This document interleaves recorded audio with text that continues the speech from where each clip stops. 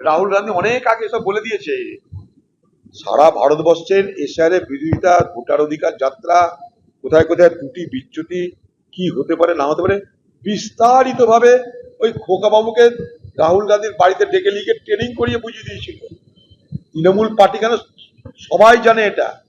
এখন দেখে সবই তো হয়ে গেল, আমার তো নাম হলো না কিছু, অথচ এই বাংলায় সব থেকে ভালো এসআর হয়েছে এটা দিদি বলছে, এটা নির্বাচন কমিশনের রেকর্ড বলছে।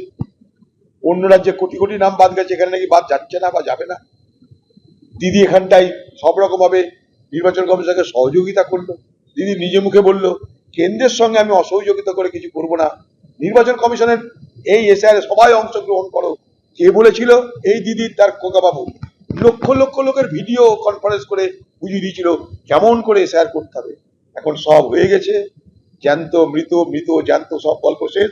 শেষ লগ্নে এসে যখন সাধারণ মানুষকে মদত করা দরকার, সাধারণ মানুষের হয়রানি বাড়ছে, সাধারণ মানুষের অসুবিধা হচ্ছে, রাজ্য সরকারের পক্ষ থেকে তাদেরকে মদত করা দরকার কাগজপত্র সাপ্লাই করে, তখন পাল্টিবাজি করে বিভিন্ন জায়গায় ডিস্টার্ব করে করে করে করে এটাকে আরো জটিল করছে এবং দেখাবে যে আমি নায়িকা দিল্লিতে গিয়ে প্রতিবাদ করা।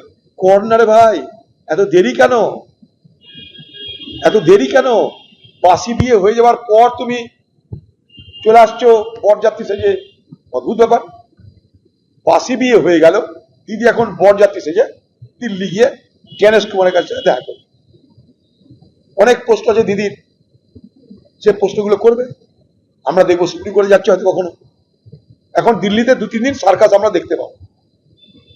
আপনারা নিশ্চয় থাকুন, মুফতে ফোকটিয়ায় দিল্লিতে দিদির সার্কাস শুরু হতে চলেছে, সবাই প্রস্তুত হয়ে যান। কত সুন্দর সার্কাস বুঝুন। দিদি যাবে গণেশ কুমারের কাছে, গণেশ কুমারকে জ্ঞান দেবে, বেরিয়ে এসে ভারতবর্ষের মানুষকে জ্ঞান দেবে। জ্ঞান কুমারী মমতা ব্যানার্জির সার্কাস আমরা দেখবো কখন। আবার বলছি, বাসি বিয়ে হয়ে যাবার পর দিদি এখন বরযাত্রী সাজতে যাচ্ছেন গণেশ কুমারের কাছে।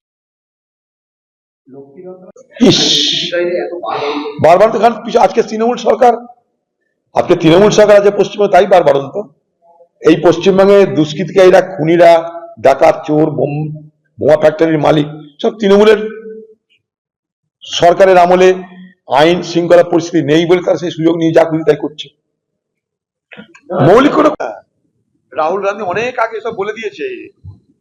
সারা ভারতবর্ষের এশিয়ারে বিরোধিতা, ভোটার অধিকার যাত্রা, কোথায় কোথায় ত্রুটি বিচ্যুতি কি হতে পারে না হতে পারে বিস্তারিত ভাবে ওই খোকা বাবুকে রাহুল গান্ধীর বাড়িতে ডেকে লিখে ট্রেনিং করিয়ে বুঝিয়ে দিয়েছিল। তৃণমূল পার্টি কেন সবাই জানে এটা। এখন দেখে সবই তো হয়ে গেল, আমার তো নাম হলো না কিছু, অথচ এই বাংলায় সব থেকে ভালো এসআর হয়েছে এটা দিদি বলছে, এটা নির্বাচন কমিশনের রেকর্ড বলছে। অন্য রাজ্যে কোটি কোটি নাম বাদ গেছে, এখানে নাকি বাদ যাচ্ছে না বা যাবে না। দিদি এখানটাই সব রকম ভাবে নির্বাচন কমিশনকে সহযোগিতা করলো। দিদি নিজে মুখে বললো কেন্দ্রের সঙ্গে আমি অসহযোগিতা করে কিছু করব না, নির্বাচন কমিশনের এই এসআর সবাই অংশগ্রহণ করো। কে বলেছিল? এই দিদির তার খোকা বাবু লক্ষ লক্ষ লোকের ভিডিও কনফারেন্স করে বুঝিয়ে দিয়েছিল কেমন করে এসআর করতে হবে। এখন সব হয়ে গেছে, জ্যান্ত মৃত, মৃত জ্যান্ত সব গল্প শেষ। শেষ লগ্নে এসে যখন সাধারণ মানুষকে মদত করা দরকার, সাধারণ মানুষের হয়রানি বাড়ছে, সাধারণ মানুষের অসুবিধা হচ্ছে, রাজ্য সরকারের পক্ষ থেকে তাদেরকে মদত করা দরকার কাগজপত্র সাপ্লাই করে, তখন পাল্টিবাজি করে বিভিন্ন জায়গায় ডিস্টার্ব করে করে করে করে এটাকে আরো জটিল করছে এবং দেখাবে যে আমি নায়িকা দিল্লিতে গিয়ে প্রতিবাদ করা। কর্নারে ভাই এত দেরি কেন? এত দেরি কেন? বাসি বিয়ে হয়ে যাওয়ার পর তুমি চলে আসছো বরযাত্রী সেজে, অদ্ভুত ব্যাপার।